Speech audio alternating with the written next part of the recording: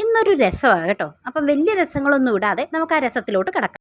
ഈ വാളംപുളി ഇല്ലേ, അത് വെച്ചിട്ടും, അതായത് ഈ പിഴിപുളി അങ്ങനെയൊക്കെ പറയാൻ തോന്നും, അത് വെച്ചിട്ട് നമ്മൾ രസം വെക്കും. പക്ഷേ എങ്കിൽ പോലും എനിക്കിഷ്ടം തക്കാളി വെച്ചിട്ട് രസം വെക്കുന്ന കേട്ടോ. അതുകൊണ്ട് 2 തക്കാളി വേവിച്ചെടുത്തിട്ട് അതിൻ്റെ സ്കിന്ന് കളഞ്ഞിട്ട് നല്ലോണം ഉടച്ചെടുക്കുവേ.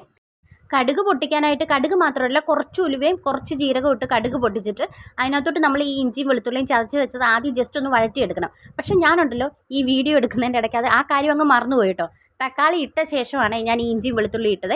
അതിൻ്റെ ഒരു മൈനസ് പോയിൻറ്റ് ഈ വീഡിയോയുടെ അവസാനം ഞാൻ നിങ്ങൾക്ക് കാണിച്ചു തരാവേ. എന്നിട്ട് ഇത് നല്ലോണം ഒന്ന് വഴറ്റി എടുത്ത് കഴിഞ്ഞിട്ട് പിന്നെ നമ്മൾ പൊടികളെ ചേർത്ത് കൊടുക്കുന്നത്. മഞ്ഞൾപ്പൊടി, കുറച്ച് മല്ലിപ്പൊടി ഞാൻ ചേർക്കും കേട്ടോ. മല്ലിപ്പൊടി, പിന്നെ കാശ്മീരി മുളക് പൊടി കേട്ടോ ചേർക്കുന്നത്, ഒരു കളർ കിട്ടാൻ വേണ്ടിയിട്ട്. എരിവിന് വേണ്ടിയിട്ട് നമ്മൾ കുരുമുളക് പൊടി ആഡ് ചെയ്യുന്നുണ്ട് കേട്ടോ. ഇതെല്ലാം കൂടെ ചേർത്ത് നല്ലോണം ഒന്ന് വഴറ്റി നല്ലോണം ഒന്ന് ഒത്തിരി മൂപ്പിക്കേണ്ട, ജസ്റ്റ് ആ ഒരു പച്ചമണം മാറുന്ന ആ ഒരു ടൈമിൽ ആവശ്യത്തിന് വെള്ളം ഒഴിച്ച് കൊടുത്ത് കഴിഞ്ഞിട്ട് നമ്മൾ പിന്നെ അതിനകത്തോട്ട് ഉപ്പും പിന്നെ കായപ്പൊടി, കുരുമുളക് പൊടി എല്ലാം ചേർക്കുക കേട്ടോ ചെയ്യുന്നത്. എല്ലാം കൂടെ ചേർത്ത് നല്ലോണം തിളപ്പിച്ച് കുറച്ച് നേരം, ഒത്തിരി വറ്റിച്ചെടുക്കരുത് കേട്ടോ, അപ്പോൾ രസമാവില്ലല്ലോ. എന്നിട്ട് നല്ലോണം ഒന്ന് തിളപ്പിച്ചിട്ട് നമ്മളിത് മല്ലിയിലയോ നമ്മുടെ ഇഷ്ടത്തിന് എന്താണെന്ന് വെച്ചാൽ ഇട്ട് എടുക്കുക കേട്ടോ ചെയ്യുന്നത്.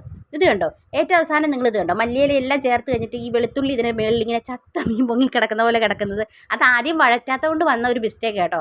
ആദ്യം ഒന്ന് വഴറ്റിയിരുന്നെങ്കിൽ അതിങ്ങനെ പൊങ്ങി കിടക്കത്തില്ലായിരുന്നു. പക്ഷേ എങ്കിലും രസം അത്ര മോശമായില്ല, രസത്തിന് നല്ല രസം ഉണ്ടായിരുന്നു കേട്ടോ.